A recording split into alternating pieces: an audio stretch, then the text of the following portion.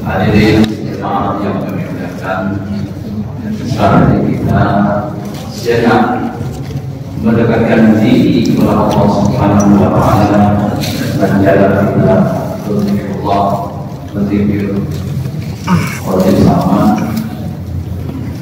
Maka selanjutnya marilah kita ikuti kajian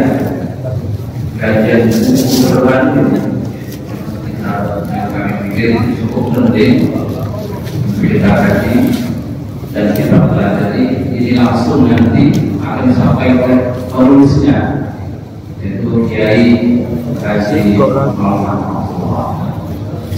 Dan kami informasikan bahwa bagi jemaah sekalian ini memiliki buku ini silakan dapat dibeli di pintu masuk. Kami sediakan buku dengan judul Jejak Islamisasi di Negeri Palembang. Dan sekalian, kami juga selaku mewakili dari Soebul Hajah dan juga besar dari Dikir bersama kami mengucapkan terima kasih yang sebesar-besarnya atas kehadiran Bapak-bapak jemaah sekalian dalam rangka menghadiri undangan nanti kepada sangat spesial pada malam ini.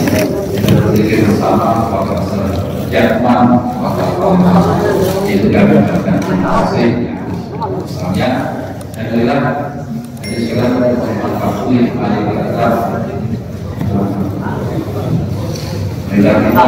ikuti kajian tentang buku Jejak Islamisasi Negeri Palembang ini yang langsung nanti akan disampaikan oleh penulisnya, yaitu Al-Mukarram Kiai Haji Muhammad Abdullah.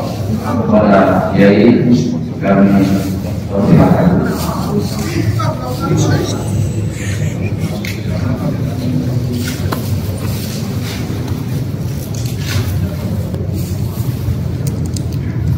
Assalamualaikum warahmatullahi wabarakatuh. Bismillahirrahmanirrahim.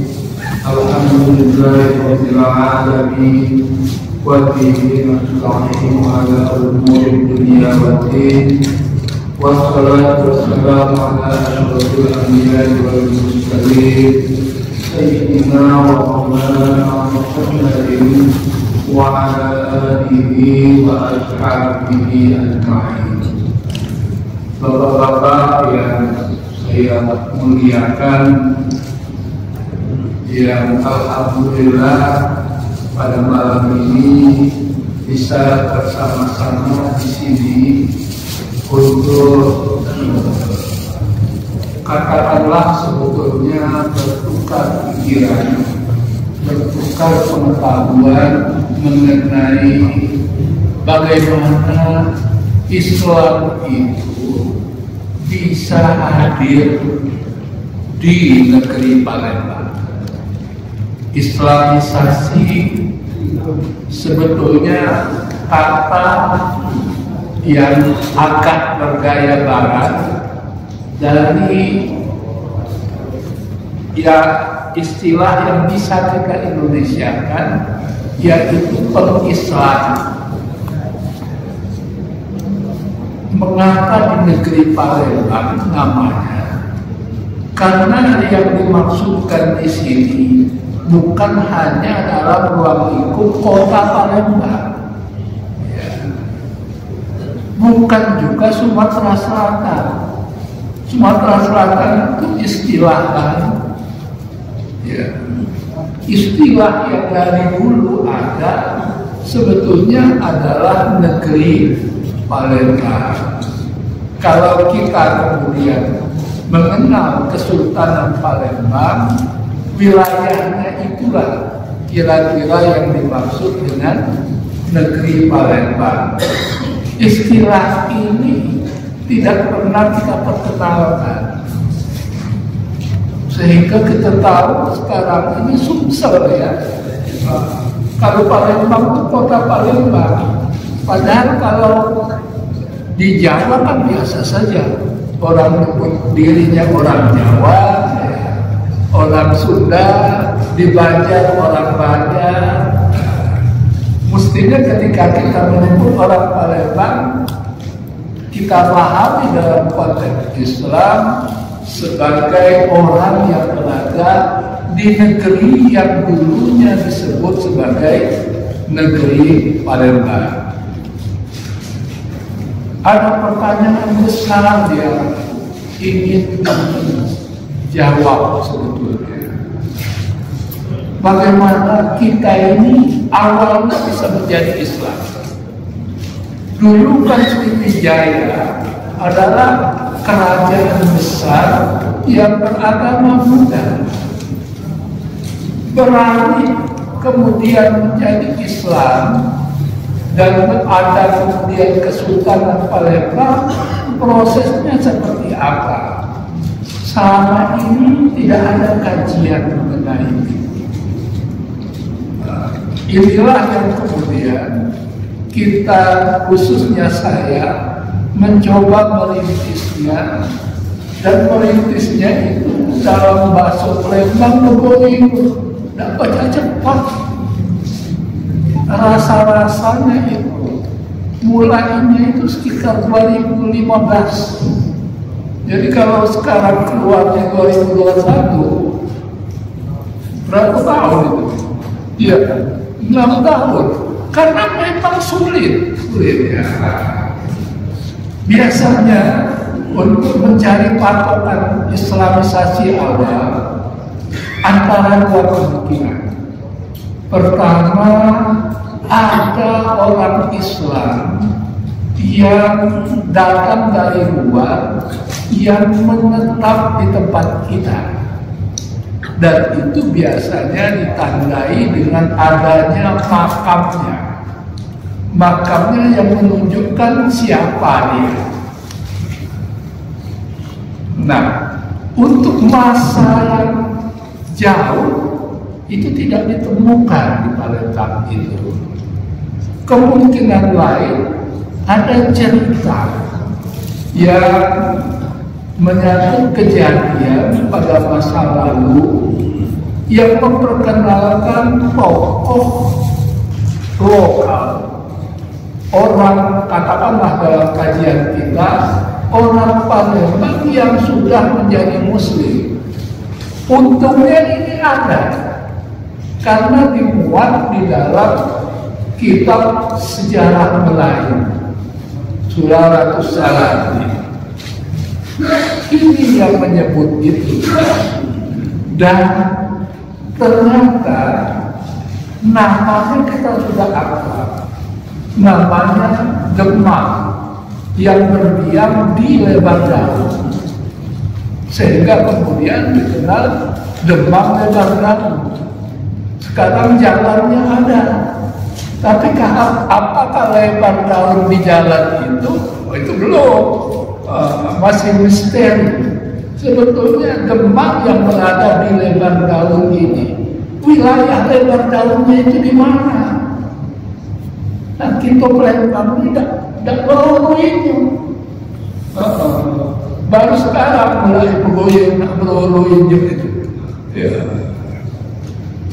Nah, ketika ada tokoh yang ditulis oleh sejarah Melayu sebagai Demak Lebar Daun ini, posisi Islam di Palembang sudah kuat. Mengapa begitu? Karena pada saat itu dia bisa membuat tokoh hebat yang disebut sebagai Sang Sapurba. Tokoh hebat itu mau membuat semacam kontrak sosial dalam bahasa ilmu sosialnya. Kontrak timbal balik. Ya. Kontrak timbal balik ini sekarang sering disebut juga sebagai prasasti Bukit Seguntang. Ini dicatat sebagai kontrak sosial pertama di Nusantara. Sebelum itu, penguasa itu tidak tercatat pernah membuat perjanjian timbal balik.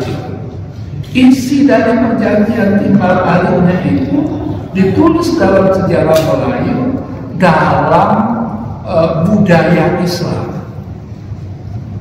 Sehingga kita meyakini pada masa itu, pada masa Demang Lebar Daun ini Islam sudah kuat. Kalau harus membuat perkiraan, perkiraannya adalah pada abad ke-14. Ya, kita tidak berani lebih tua dari itu. Ya, perkiraannya paling aman pada abad ke-14. Ketika kemudian muncul tokoh yang disebut Parameswara. Parameswara dikenal juga di kitab ini ada nama jalannya. Jalannya itu nyambung dengan Demang Lebar Daun, nyambung gitu. Parameswara ini tokoh hebat. Tokoh hebat yang di dalam buku ini saya sajikan di bab 2. Dia menurut perkiraan dari Profesor Langit Alatas, dia ini kemungkinan besar sudah menjadi Islam sejak di Palembang. Sebelum kemudian dia harus keluar dari Palembang karena diserbu oleh Majapahit. Padahal sebelumnya dia Samia Haji Majapahit. Mengapa Majapahit marah sekali? Salah satu kemungkinannya adalah karena dia menjadi Muslim. Selain fakta bahwa dia tiba-tiba menjalin hubungan dengan Cina. Majapahit mengirim armada besar untuk mengalahkan Parameswara, tapi dia ini rupanya sudah tahu semasa dia masih pasukan itu berada di Selat Bangka. Dia kemudian dilukiskan oleh Nagib Alatas sudah bersiap, andai kata harus kalah, harus keluar dari Lembang. Dia ingin keluar bukan sebagai wong yang kalah, tapi wong Palembang niat, kira-kira macam itu. Yang ingin keluar dari Palembang, tapi datang ke tempat yang baru sebagai pemenang. Mungkin memang macam itu ya, kepengennya wong Palembang dari dulu. Namanya Parameswara karena dia menikah dengan putri keraton Majapahit yang disebut Parameswari. Sehingga nama aslinya kita tidak pernah tahu. Parameswari ini ketika kemudian serbuan Majapahit itu sampai ke Palembang, dia berusaha bertahan. Tapi sebelum itu dia sudah mengirim 1.000 orang Palembang, sebetulnya 1.000 keluarga Palembang untuk berlayar keluar.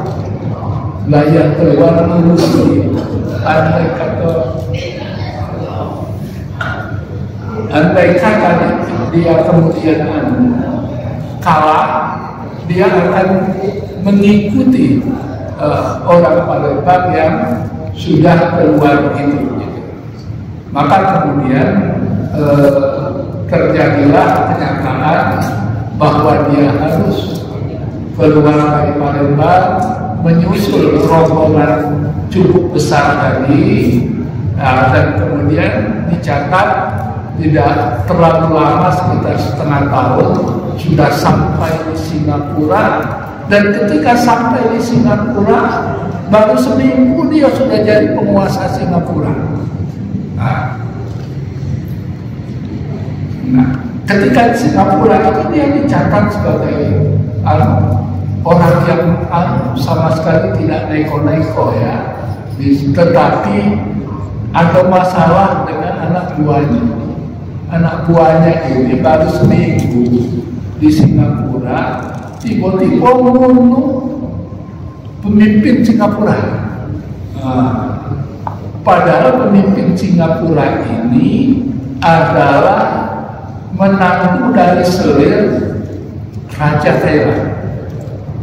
Maka kemudian raja ini mana? 5 tahun setelah dia berkuasa di Singapura, kemudian Thailand itu hendak menyerang dia lari keluar, lari ke daerah Muar, berada di sana selama 6 tahun. Dari Muar kemudian dia ke daerah Bertam, 3 tahun di Bertam, kemudian dia pindah lagi ke Malaka karena diminta orang agar pindah saja ke Malaka. Tokoh inilah yang membuat Malaka itu menjadi kesultanan hebat, kerajaan hebat, metropolitan hebat. Karena nanti dalam masa 1 abad Singapura itu dicatat oleh dunia sebagai salah satu dari pelabuhan terpenting di dunia ini. Salah satu dari 2 pelabuhan itu. Dan itu diakui. Nah, salah satu ini tentu tidak bisa langsung menjelaskan itu. Salah satu bukti bahwa dia itu memimpin Singapura, anak keturunan dia memimpin Malaka dengan bekal pengalamannya di Palembang, kelihatan dalam undang-undang Malaka.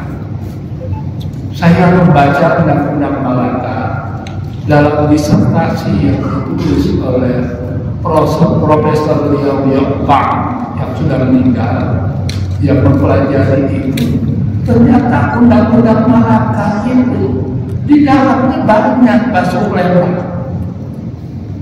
bergocok, bahasa Palembang itu. Aduh, beberapa kita temukan bahasa Palembang.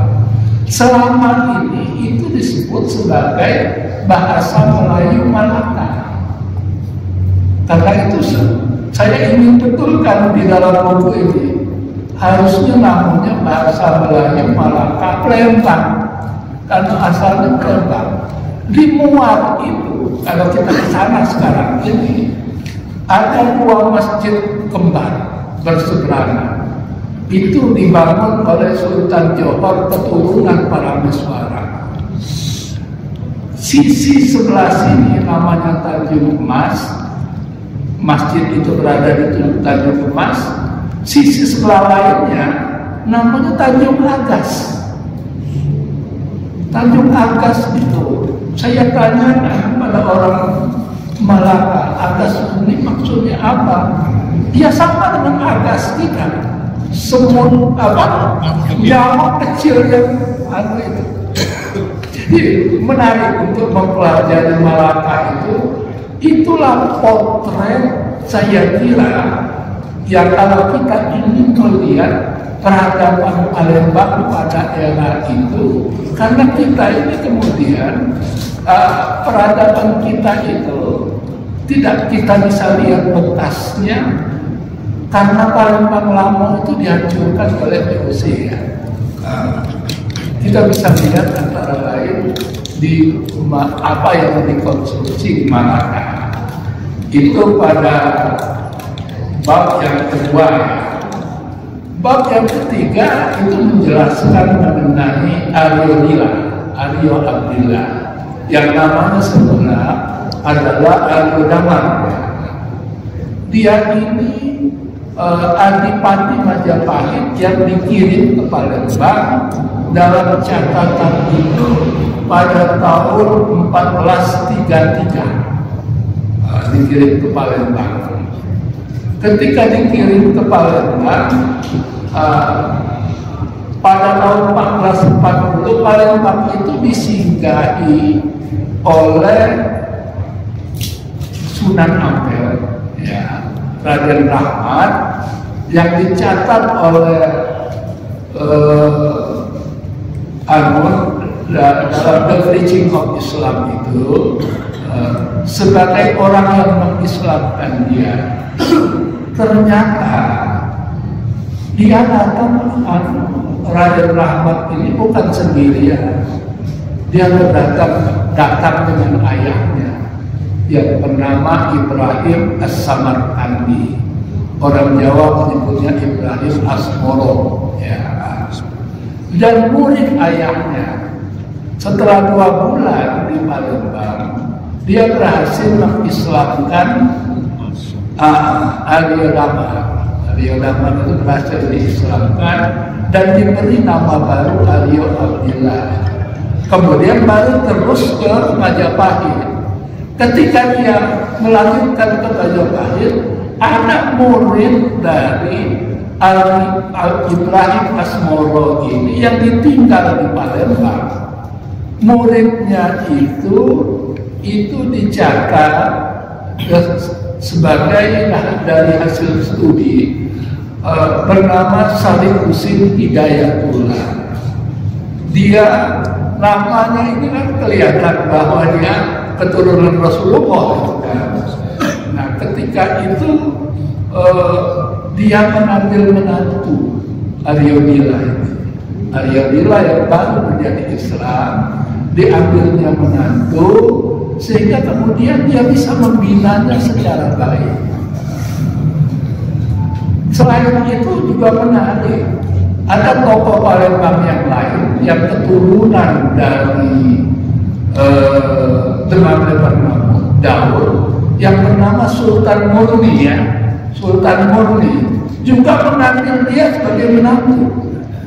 Jadi dulu uang itu kalau menantu atau kalau harus berpoligami itu ada target. Yang mestinya kita juga macam itu, ada target. Perhitungannya mestinya juga macam itu. Nah, ini tokoh ini kuburnya masih bisa kita jumpai, yang namanya Salim Husin Hidayatullah. Karena dia kemudian memulai merintis dakwah pedalaman. Kuburnya itu ada di sekampung Damaran. Kuburnya tinggi. Itulah ulama yang kuburnya tertua yang bisa kita temukan sekarang. Yang lain tentu ada, ya, tapi kita tidak temukan. Tapi kalau Salim Husin Hidayatullah itu masih bisa kita temukan. Saya kira waktu itu dengan Andi, ya, Jun, ya, sudah sempat ke sana itu, ya. Nah, mulai pada masa inilah, pada masa Al-Yudillah inilah ada usaha Islamisasi keluar Palembang. Sebelum itu kita tidak tahu. Islamisasi pada masa Al-Yudillah ini mencakup wilayah sekitar aliran Sungai Kobri dan aliran Sungai Ogan. Mengapa aliran Sungai Ogan masuk? Sangat jelas nanti ketika hubungannya dengan tokoh yang saya tulis di bab 4, Raden Fatah. Raden Fatah ini ayahnya Brawijaya yang sudah menjadi Islam, ya.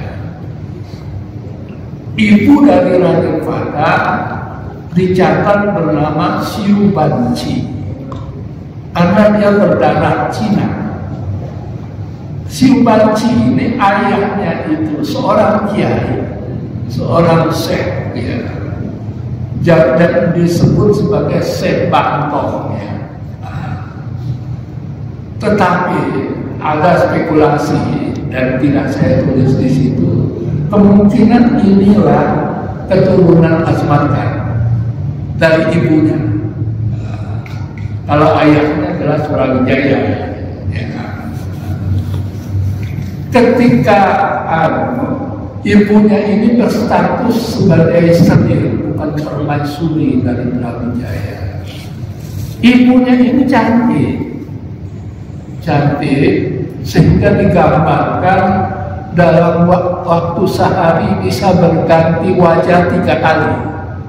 Kira-kira pintar berais, kira-kira ya.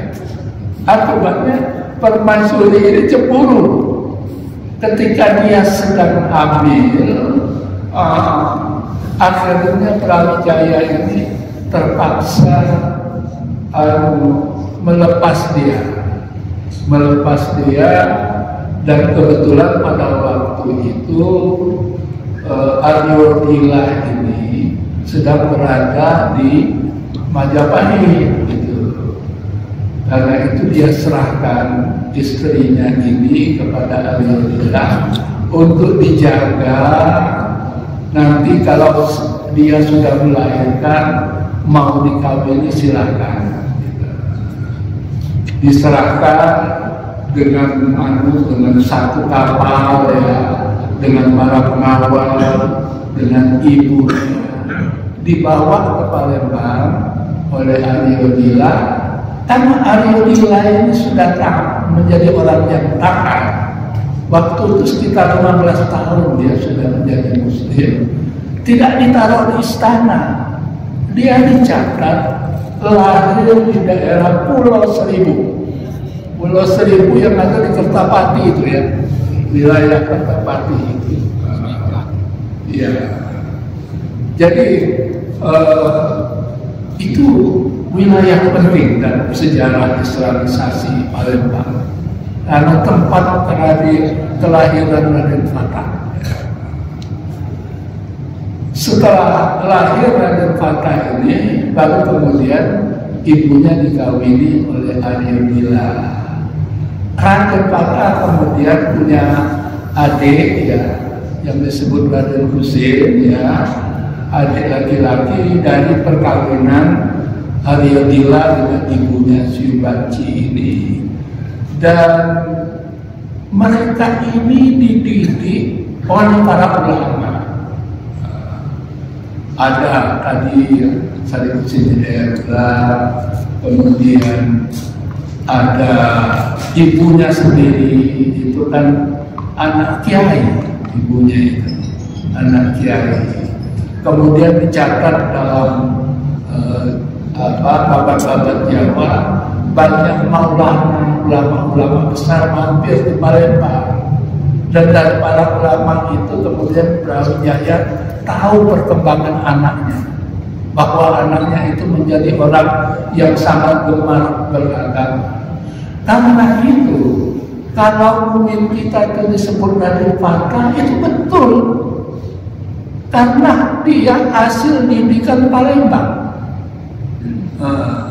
Nanti baru dia pergi ke nemui Sunan Ampel, berguru hanya sekitar cuma 2 tahun, dan kemudian dia ingin berdakwah, disuruh oleh Sunan Ampel pergi ke barat, dan ujungnya mendirikan Demak. Dicatat sebagai kesultanan Islam pertama yang berdiri di Jawa. Pendirinya itu Raden Fatah orang Palembang, bukan orang Demak. Pendirinya itu orang Palembang. Karena itu dia disebut namanya Panembahan Palembang, salah satu namanya. Panembahan itu rajo, artinya rajo Palembang ya, kalau bahasa kita. Karena itu jangan pernah kita salah paham, seolah-olah kita ini merasa dijajah Demak. Itu bukan. Wong Palembang yang menguasai Demak. Ini yang harus dipahami. Nah, setelah dia berhasil sukses menguasai Demak, itu kan Demak sudah mulai mapan. Pada tahun 1504 tiba-tiba namanya namanya hilang di Demak itu, sehingga pengkaji barat Reclams itu menganggap dia sudah meninggal dunia, padahal dia ada di Palembang. Balik ke sini untuk melanjutkan dakwah Ariodila. Dia mulai merambah wilayah Sungai Lematang, tinggal di daerah yang sekarang ini disebut Pulau Pinang. Nama desanya itu disebut Pagar Batu. Dulu namanya Lemah Pari, Pulau Pari namanya itu. Nah, proses Islamisasi dulu itu saya kadang-kadang terharu. Orang Meranjang, leluhur saya, pada saat Islam diperkenalkan ke Meranjang itu, leluhur saya itu masih masuk kategori kubu, berpindah-pindah, tidak menetap. Karena untuk bisa menetap, orang itu harus punya keterampilan hidup menetap dan memperoleh penghasilan dengan hidup menetap. Paling tidak dia harus sudah mulai bisa bersawah, harus bisa mulai memelihara binatang, ya. Sebelum itu harus berpindah-pindah, karena di mana ada yang dimakan digali. Keterampilan untuk hidup menetap belum punya. Rata-rata kalau kita selidiki Islamisasi di pedalaman Palembang itu dilakukan dengan cara itu. Orang yang belum menetap diajak hidup menetap, diberi keterampilan untuk hidup menetap, misalnya diajar bersawah, itu kan, diajar buat rumah, dan dengan itu kemudian Islam menjadi berkembang. Ketika sudah misalnya di Meranjang itu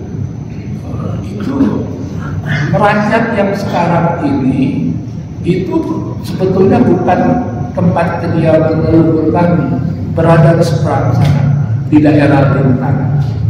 Ketika ada dua penyiar Islam datang, dia mengambil lokasi di Meranjang sekarang. Dia mencoba bercocok tanam, keluar asal dan dalam rangka menyemai tanaman itu. Orang leluhur Meranjang yang ada di seberang saja, kok ada asal, besok ada lagi asal. Akhirnya mereka lihat, oh ada dua orang ini, dilihatnya sedang mulai bersawah. Lama-lama setelah menghasilkan, kepengen niru bersawah lagi. Lama-lama pindah ke dusun Meranjang sekarang. Ketika mereka sudah mulai niru, sudah mulai pindah, itu mulai diajar agama. Begitu dakwah para ulama masa lampau itu yang memungkinkan masyarakat kita ini menjadi muslim, berjuang betul. Misalnya di Komering itu ada tokoh yang dikenal sebagai Tan di Pulau, ya. Tan di Pulau itu juga caranya sama, mengajarkan cara hidup. Tan di Pulau malah ada catatan yang menarik. Anak dari Tan di Pulau itu namanya Tan Ciasidi, hasil pernikahannya dengan orang Komering. Tiba-tiba kepingin ke Palembang. Ketika ke Palembang itu, lama-lama dia ini bisa menemukan anak dari Adipati Karangwidara. Dia ingin ayahnya melamarkan dia. Melamarlah anak Adipati Karangwidara itu yang bernama Nyimas Rangga. Orang Komering itu salah baca, dikiranya Nyai Mas Rangga. Padahal kalau dilihat bacaannya orang Palembang di masyarakat menikah dengan itu. Jadi, tokoh Karangkidara ini adalah tokoh yang memimpin Palembang setelah Raden Fatah balik lagi ke Demak pada sekitar tahun 1517 atau 1518. Tan Siang Sidi ini ketika itu istrinya sedang hamil, diperintahkan oleh Karangkidara menyertai Raden Fatah kembali ke Demak. Jadi ini catatan-catatan yang dicoba dirangkai seperti itu. Tentu tidak mungkin menjelaskan ini secara detail. Saya kepingin kalau ada kita saling bertukar pikiran, berdiskusi. Saya persilakan, saya tutup dulu. Wassalamualaikum warahmatullahi wabarakatuh.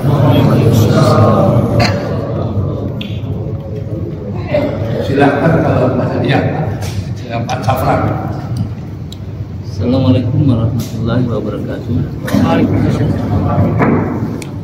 Terima kasih yang terhormat Bapak Kiai saya didengar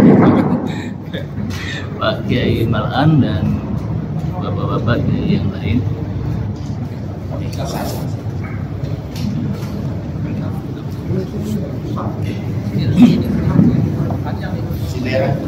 Maju Pak.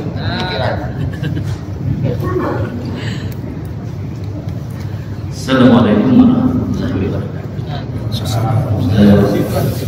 Yang kami hormati Bapak Kiai Malan, Bapak-bapak, saudara-saudara, saya belum sempat membaca secara keseluruhan buku ini karena memang baru, tapi pernah lihat ini beberapa hari yang lalu. Ada dan dari apa yang tadi telah disampaikan oleh Pak Kiai, ada beberapa hal yang ingin saya sampaikan. Pertama, buku ini menjadi sesuatu yang sangat istimewa karena selama ini kita tidak atau sangat jarang sekali menemukan kajian-kajian atau tulisan-tulisan tentang Islam di Sumatera Selatan. Sangat tergolong jarang sekali. Kemudian dari judulnya itu Islamisasi, saya menduga buku ini lebih pada prosesnya, melihat bagaimana proses Islamisasi yang terjadi di Sumatera Selatan. Dan ini merupakan perspektif baru yang selama ini ketika melihat Islam, kedatangan Islam, itu teori-teori yang dikembangkan itu lebih pada waktunya. Misalnya kita mengenal ada teori yang mengatakan bahwa Islam itu sudah datang pada abad pertama Hijriah, kemudian senang berdoanya misalnya mengatakan itu pada abad ke-13 melalui jalan dan lain sebagainya. Begitu ya kami pelajari selama ini. Kita tahu bahwa Islam itu datang abad sekian, abad sekian. Nah, tetapi di dalam buku ini saya melihat dari apa yang diuraikan oleh Pak Kiai tadi, sepertinya itu memang dilihat bagaimana proses Islamisasi itu dilakukan di Sumatera Selatan, dan ini yang sangat menarik. Saya belum sempat membaca, tapi ada kesan tadi bahwa jejak Islam di Sumatera Selatan itu baru terlihat pada abad ke-14 ke atas. Jadi kata kuncinya ada nama-nama para miswara, ada Ariyatullah atau Ariyatullah, ada Raden Fatah, itu semua tokoh-tokoh yang muncul pada abad ke-14 atau 15. Mungkin Pak Malan bisa menemukan atau sudah ada di situ apakah jejak Islam itu ada kemungkinan sudah ada pada abad-abad pertama Hijriah, atau pada kalau di masa ini mungkin abad ke-7 atau abad ke-8, karena dari beberapa bacaan yang sempat kami baca bahwa kontak antara dunia Islam dengan Sumatera itu khususnya atau wilayah Melayu secara umumnya itu sudah terjadi pada abad pertama itu ya. Nah ini mungkin bisa dijelaskan lebih lanjut atau sudah ada penjelasan di dalam buku itu, saya belum bisa memastikan. Ini saja mungkin dari saya. Terima kasih. Assalamualaikum warahmatullahi wabarakatuh.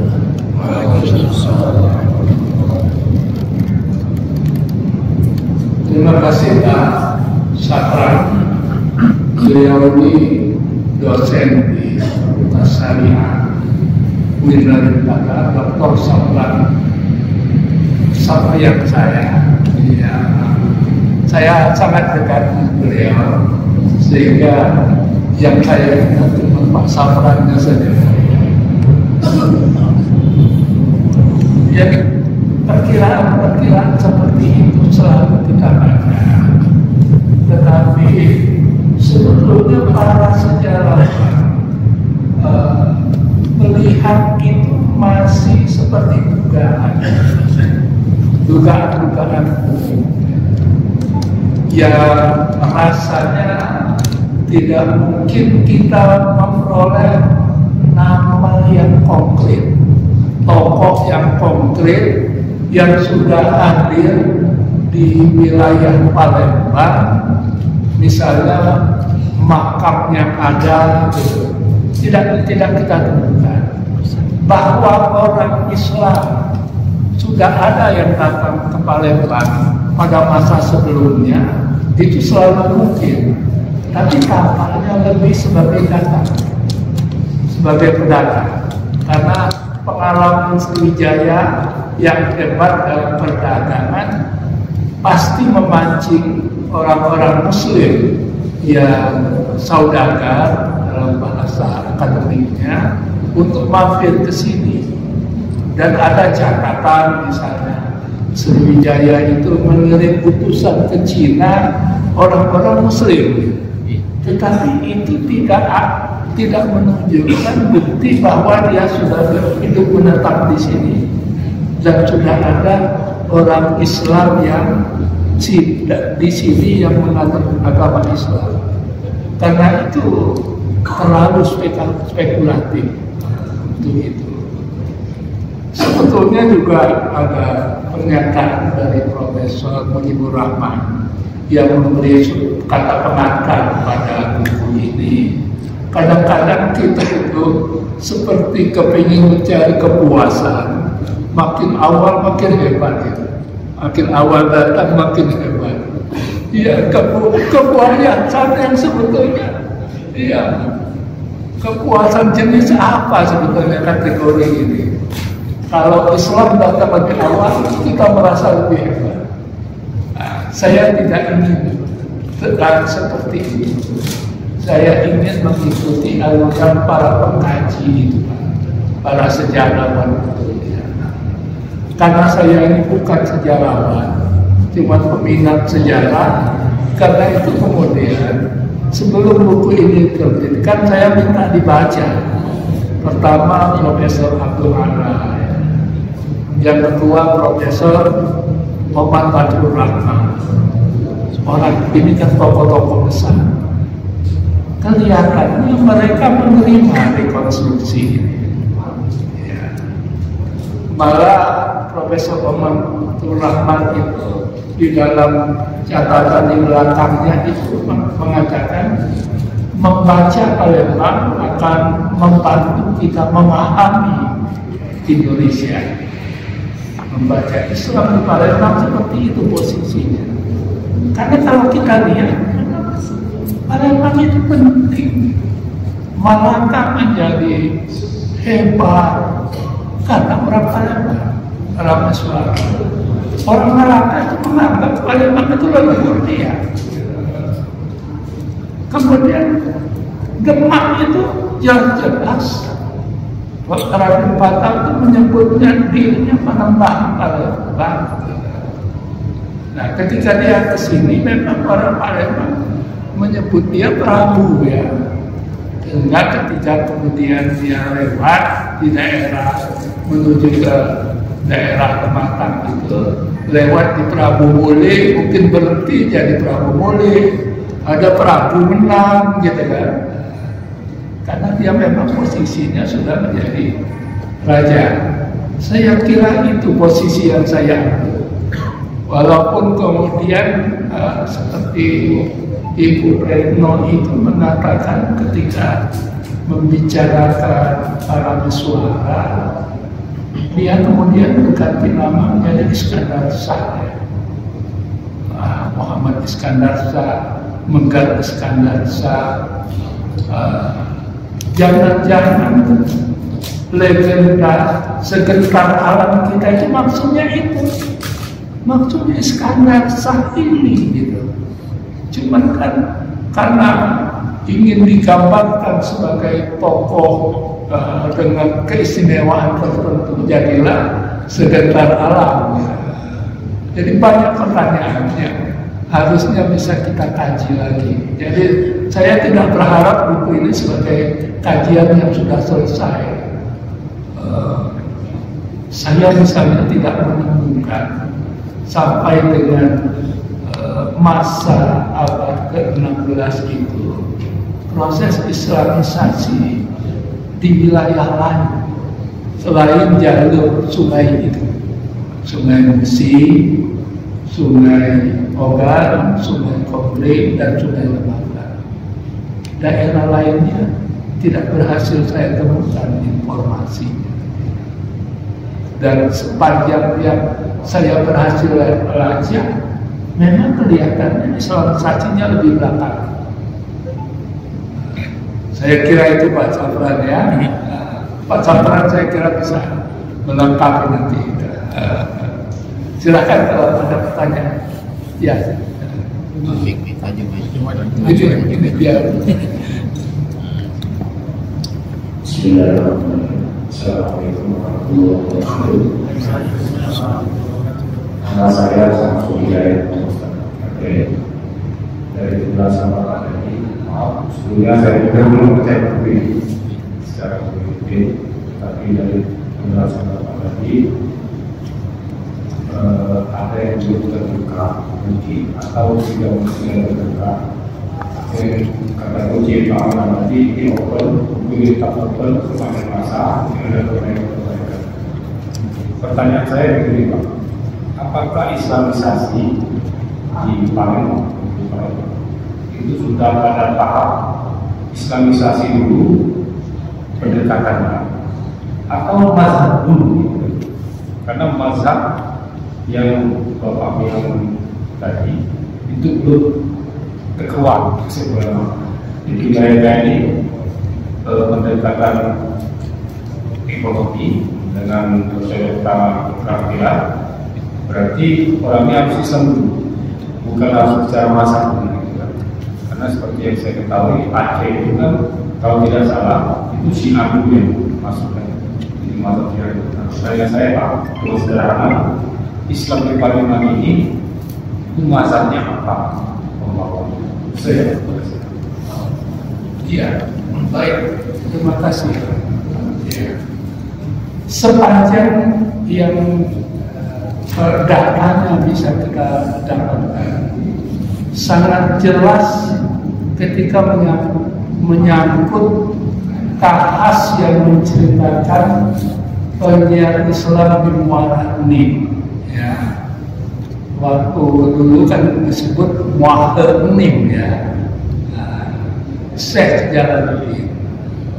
Syekh Jalaluddin itu sampai ke Muara Enim itu ketika mencari lokasi untuk membangun basis dakwah di situ, itu dengan tokoh ulama yang disuruh oleh Sultan Malaka menyertai dia. Dia datang ke Muara Enim itu melalui jalur Jambi, disertai oleh ulama lagi. Setelah dia membantu ulama itu untuk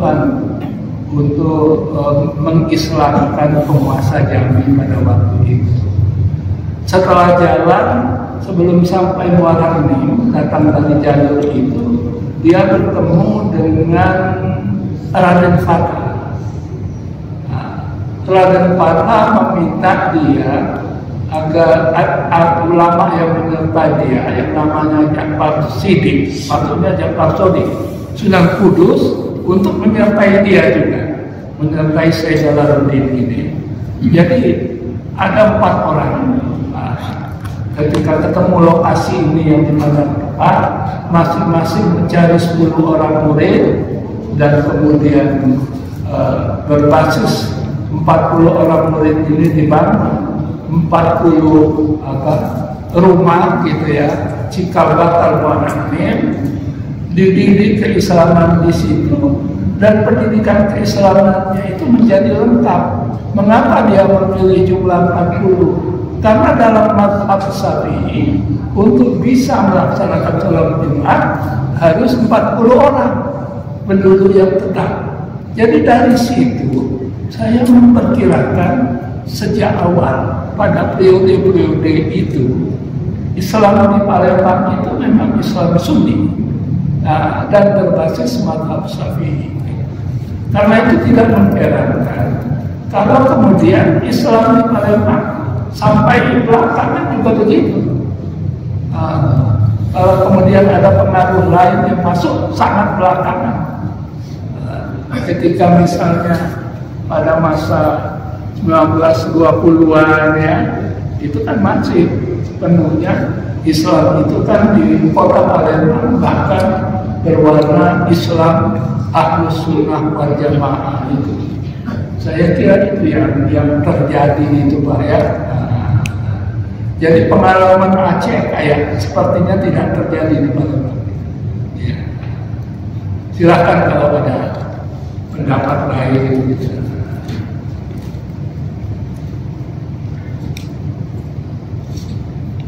Ada lagi?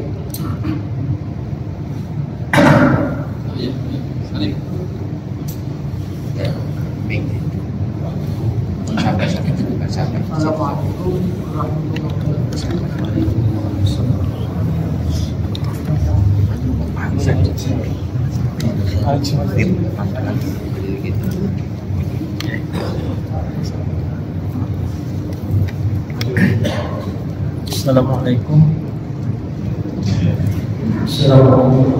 warahmatullahi Assalamualaikum.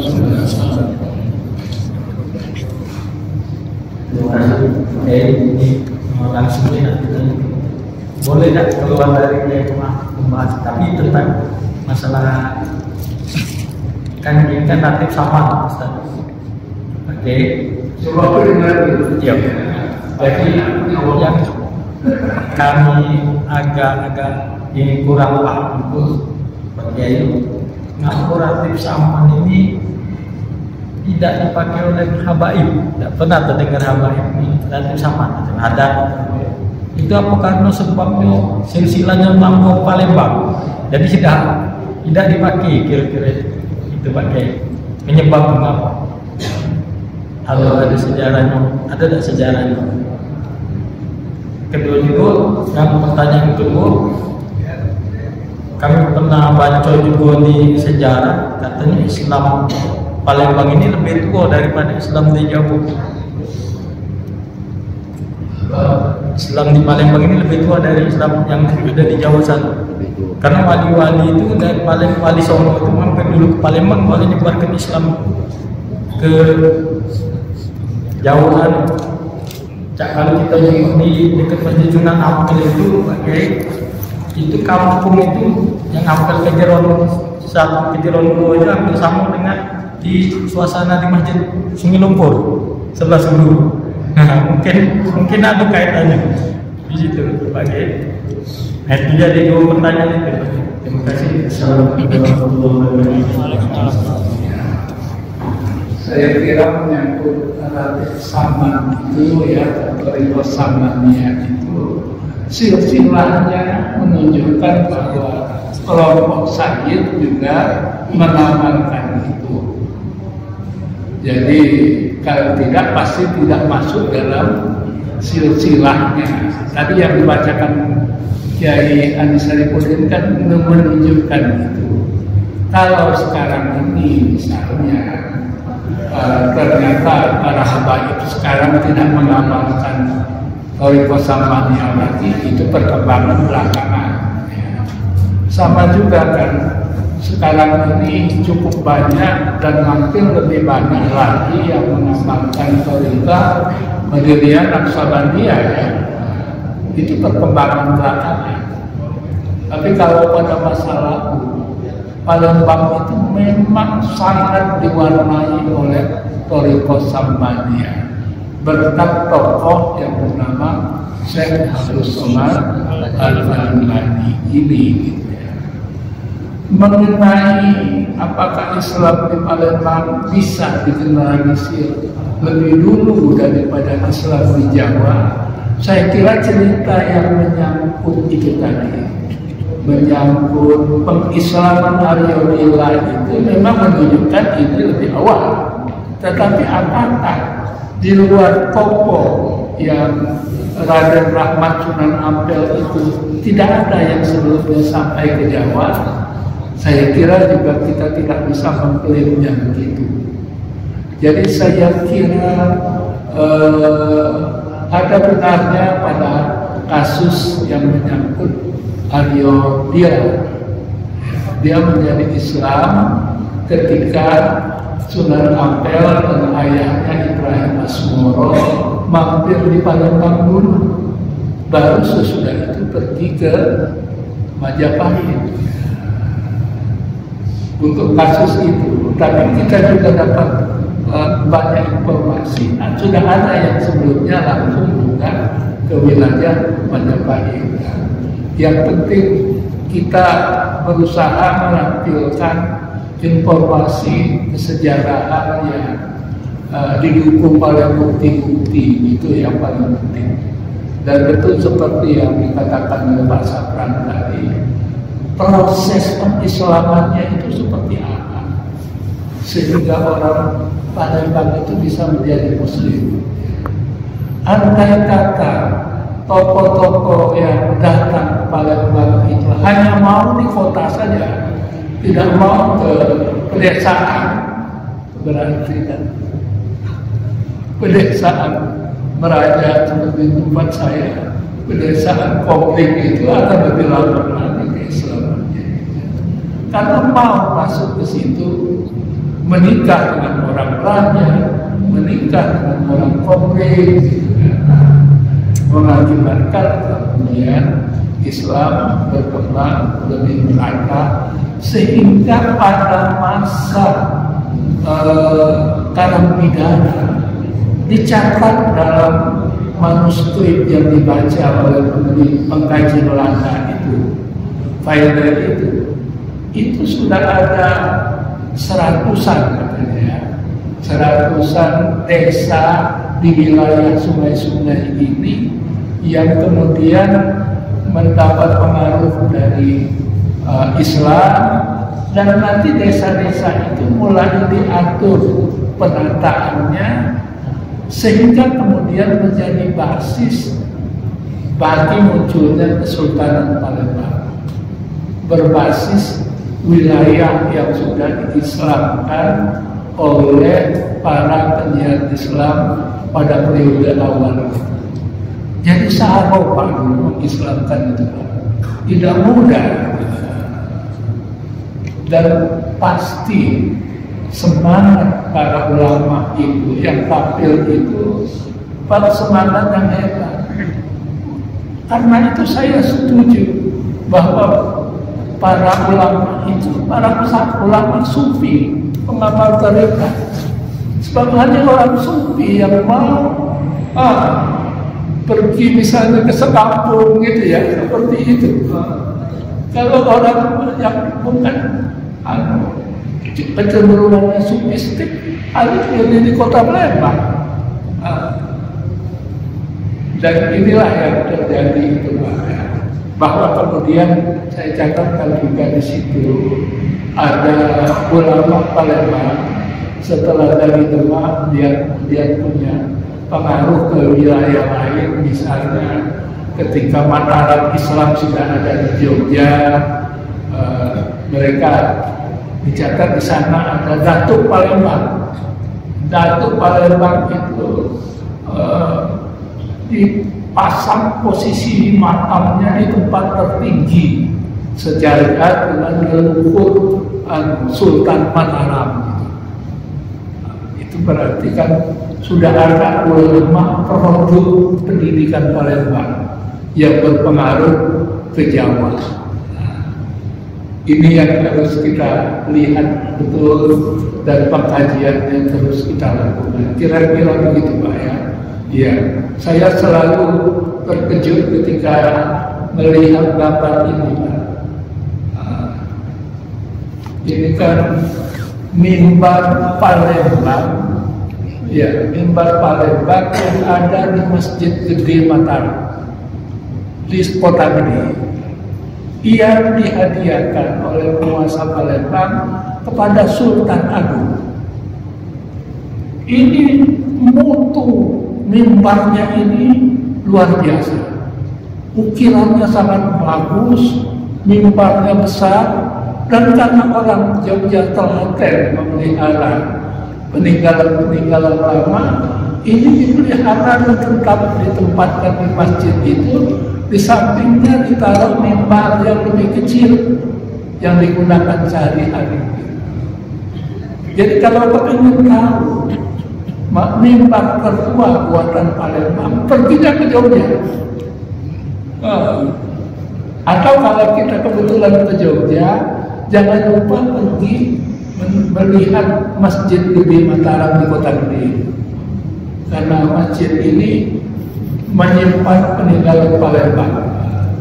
Nah, pasti ada Palembang pada masa sebelumnya mimbar yang bagus, tapi dihancurkan oleh serbuan VOC, dibakar di wilayah Palembang Lampung.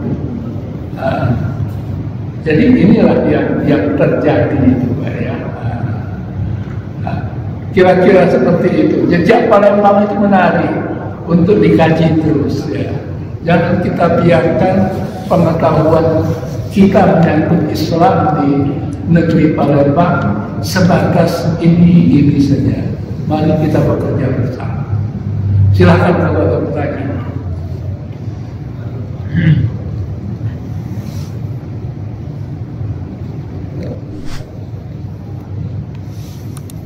Ada?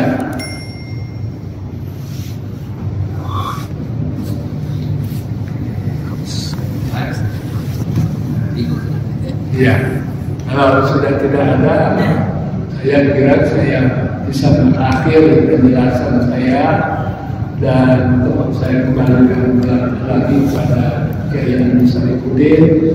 Mohon maaf, wassalamualaikum warahmatullahi wabarakatuh. Hari jemaah mulai yang menarik tentang isi buku ini.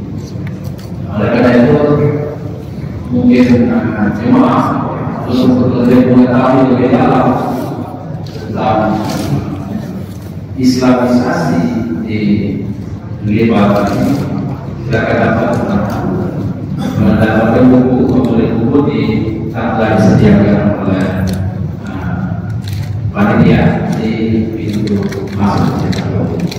Karena buku ini yang memang buku yang terbaru yang dikarang oleh Kiai Abdullah selain dari buku Syekh Mansur Al-Barbani. Ini buku yang terbaru. Jadi silakan dimasukkan buku mendapatkan buku jejak Islamisasi jadi maka bisa dibeli di pintu masuk. Untuk mengakhiri jumpa kita ini adalah kita menggunakan Allah SWT berdoa karena kita sekalian Ustaz Haji Biasa untuk menggunakan doa terus saja.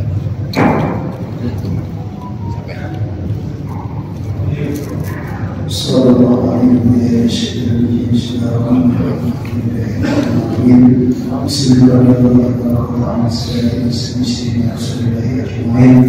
اللهم صل وسلم على سيدنا محمد وعافيته من شفاعها ومن توصل بديارها وعلى اله وصحبه وبارك وسلم.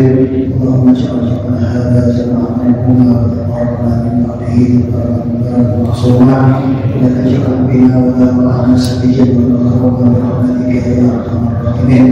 اللهم اهدنا الى المهتدين واهدنا الى الصابرين واهدنا الى المهتدين واهدنا الى المستغفرين والراحمين برحمتك يا ارحم الراحمين. اللهم جنبنا بالعفو والسلام وحققنا بالتقوى والاستقامه وحسنا من جيبه الاعلام بالغار والمعلم انك سميع الدعاء يا مقرب القلوب ثبت قلوبنا وقلوبنا على دينك وعلى طاعتك يا ذا الجلال والاكرام مثل على دين الاسلام يا ذا الجلال والاكرام مثل على دين الاسلام يا ذا الجلال والاكرام مثل على دين الاسلام. اللهم اصلح عبادنا بالامور كلها واجرنا من خير الدنيا وعذاب الاخره. اللهم اغفر من جهل البلاء ورد الشقاء واصلح القضاء وسنه الاعمال. اللهم اعفنا من كل بلاء الدنيا وعذاب الاخره واصلح كل شر الاخره. اللهم اللهم برحمتك يا ارحم الراحمين. ربنا اتنا في الدنيا حسنه وفي الاخره حسنه وقنا عذاب النار. وصلى الله وسلم على اله وصحبه تسليما كثيرا. سبحان ربك رب العزه عما يصفون والسلام على المرسلين والحمد لله رب العالمين. تقبل الله منكم.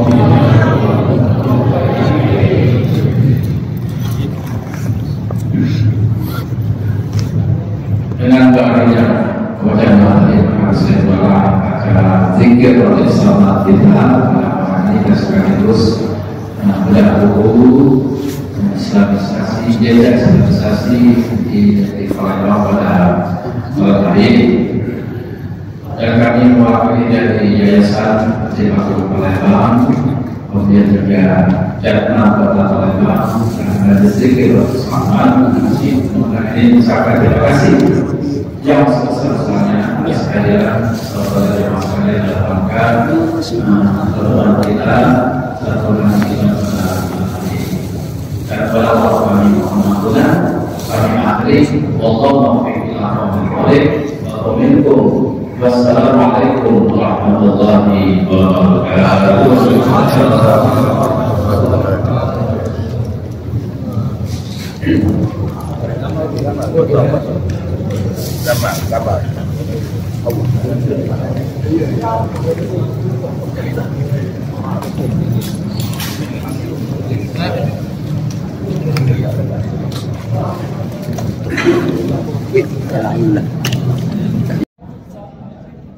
Kalau spekulasi ini jauh, bukan apa puasa,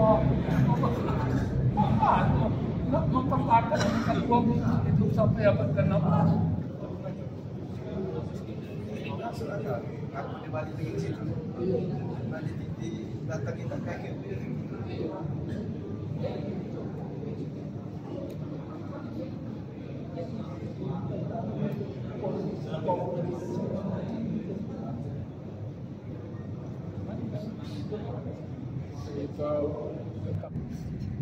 Video dulu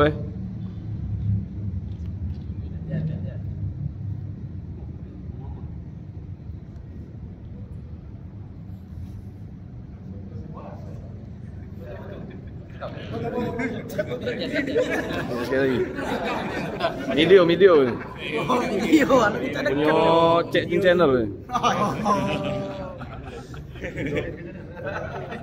video